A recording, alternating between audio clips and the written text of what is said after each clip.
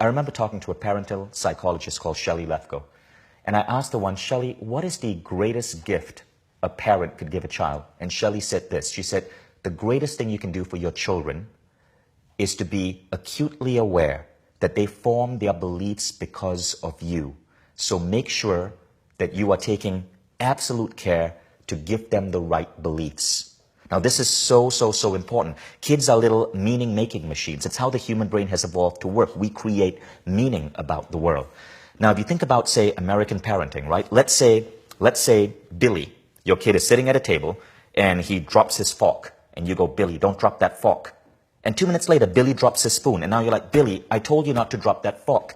And now you drop a spoon, go stand in that corner. So you take Billy off the chair, you go put him in the corner. And if you're parents, I've done that. I know you guys have done that as well. Now I thought that was fine. I'm not slapping the kid. Right. I'm just making him stand in the corner so he learns to hold his frickin' cutlery.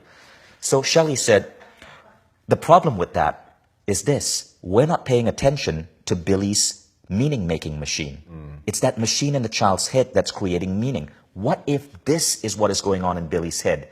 He accidentally dropped his fork. And he was surprised that his mom, questioned him. He's a kid, his hands, he's still learning to use his hands. And so he wanted to find out, was his mom really angry with him? Is mom really angry? What if I drop my spoon? I just want to see what happens. That's how kids understand the world. They experiment. So he drops his spoon.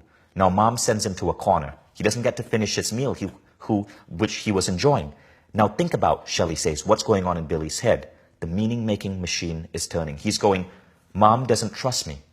Mom is angry at me. Mom sends me to a corner because she doesn't respect me. Mom doesn't love me. Does she love me? Why am I in a corner? Why can't I speak now? My voice is not important. And these things become part of our identity.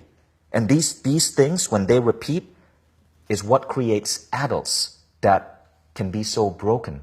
All of us grow up with these holes within ourselves. We feel not loved enough. We feel not important enough. We feel that we don't matter. All of us grow up. I had these issues as a teenager.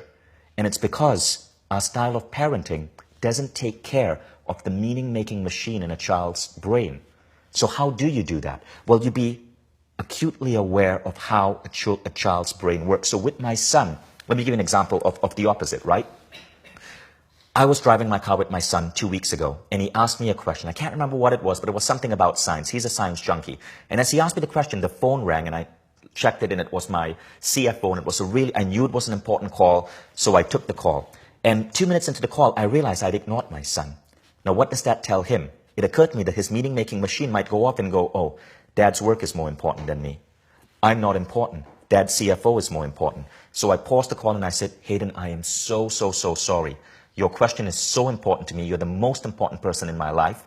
I just need to finish this call because it's only going to be 2 minutes, and I'm guessing it's something urgent, and then I'm going to give you full attention. Those simple statements tweak his meaning-making machine and gives him a sense of importance, gives him a sense of understanding that he is truly important. So as parents, you want to be careful of that. Now, if you do that, your kid is growing up with healthy beliefs which are empowering, beliefs of confidence, beliefs that say, I matter. And when children have that, they are less immune to the rules of the culturescape. They are less immune to a religious leader who might say, you're a sinner because you ate the wrong type of meat, or because you didn't follow some arbitrary bullshit rule written 2,000 years ago. They are able to use their own, they get a positive meaning-making machine, and they are better able to use that sense of power and confidence to navigate the world without falling for other people's bullshit.